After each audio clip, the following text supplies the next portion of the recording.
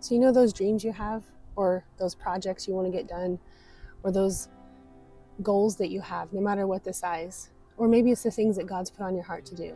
Maybe it's the healing that you know that your heart needs. I want to encourage you to do those hard things, because it's usually those things, the hard things, that are worth actually doing. But you have to take the first step, even if you're afraid, even if you don't feel ready, even if you don't feel qualified. Don't focus on the long and seemingly grueling process, but focus on the goal and then move forward one step at a time. Guys, don't get stuck in the dream, but take the steps to make it your reality. Whatever that thing is that's been on your heart, the things that you want to do, the desires of your heart that God has given you. You know, I think most of us, we don't want to do the hard work, the things that it takes to see our relationships, our marriages improve, the things that it takes to get out of debt, the things that it takes to become healthier in our minds and in our bodies, the things that it takes to see our children succeed instead of doing it for them, you know, or the steps that it takes to really grow in faith. Because it seems easier for us to just settle and to stay in this place of just surviving while we continue dreaming of better. But I want to encourage you guys to do the hard things, to take that first step, and just to keep going one thing after another, one more day, just to keep moving towards those goals, because we can't stay stagnant. We won't see any change if we don't do anything about it.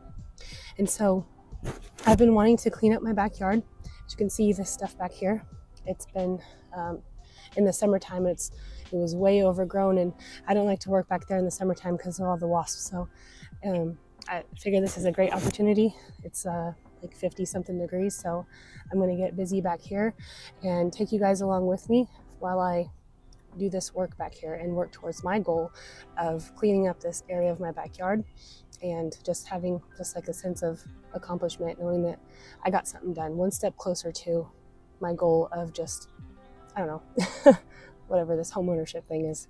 So hopefully you enjoy the video and the message. So many of us get comfortable consuming, and then we lack the courage or the motivation to move into the next phase of putting the things we've gained to use. We let fear and insecurities hold us back. But if God has put that thing in you to do, there's no reason to fear. Isaiah 41:10.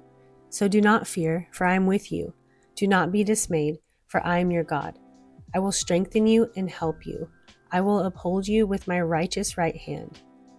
When we are fearful, we remain in that state of consuming, like consuming knowledge because we feel we haven't learned enough to get started. Or we keep consuming people, relationships, entertainment, and like material things because we never attain that feeling of satisfaction, that feeling, that fulfillment that we're seeking. And by the way, that satisfaction and fulfillment can only come from knowing God and walking in your calling. If we just take that first step and continue taking small steps, we will learn while doing. We can learn and perfect the craft as we go. If we waited until we thought we were ready to be parents, I bet the population would be dramatically lower. We have children and don't know what we're doing sometimes, but we learn and perfect our parenting as we go.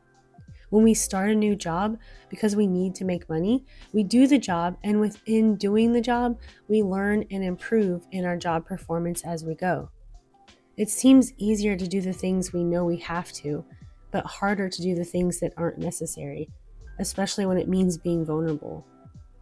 Maybe you're thinking you don't have the right qualifications, the right skills, the right personality, enough money, or the right tools to do whatever that thing is. But Jesus looked at them and said, with man this is impossible, but with God all things are possible. That's Matthew 19:26. Somebody needs you to do the thing you've been called to do.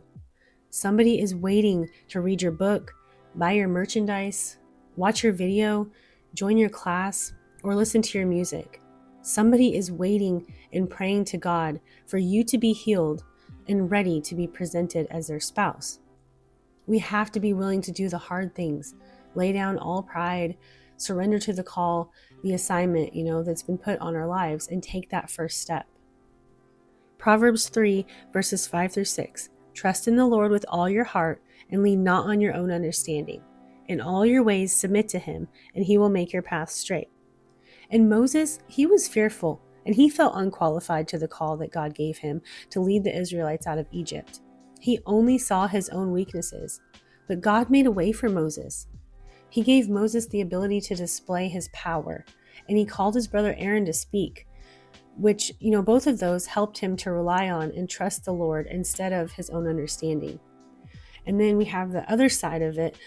Jonah, he ran from God's call. And that caused a lot of unnecessary trouble for not only him, but everyone around him.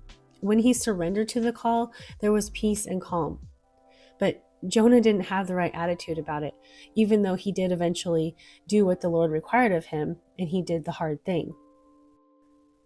And if God has called you to it, it's going to probably require some discomfort because we have to get out of the way.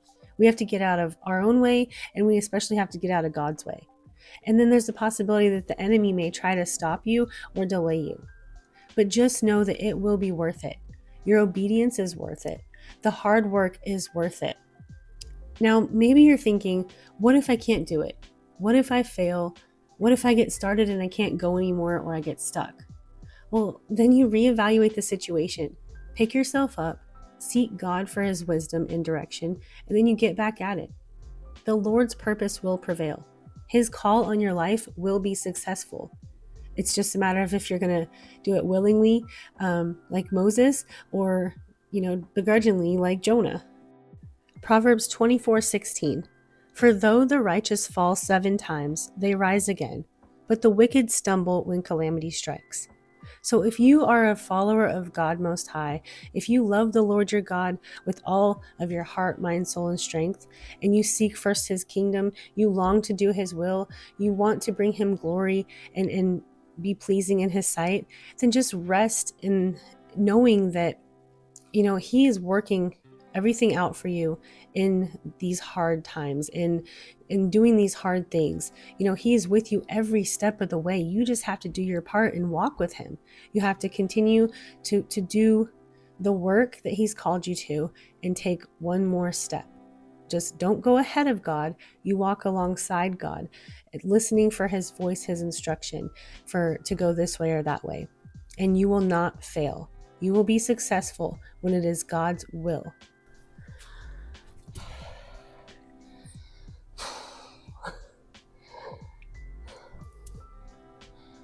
That's exhausting. Don't mind me. So guys, I hope this video has been encouraging for you to just start. Just do that first thing. Take that first step, guys, towards doing those hard things. If you don't feel qualified, if you feel afraid, if you don't feel ready, if you don't have the finances, you don't have the resources, you don't have the right tools, you can still take a step, just like I did. Here, I had an axe, a 6-inch electric chainsaw, some loppers, and a rake. And I did what I could do. But the point of it is, do the hard things. They'll be worth it, guys. They are worth it. When God has called you to it, he will see you through it. So thank you for joining me. Thank you for helping me stay encouraged. And I pray again that this has been helpful and motivating to you to not give up, to don't settle, because we can't see anything. Can't expect to see anything if we settle and we stay still. So make that move, guys. Jesus bless you. Thank you for watching, and I'll see you in the next one. Bye.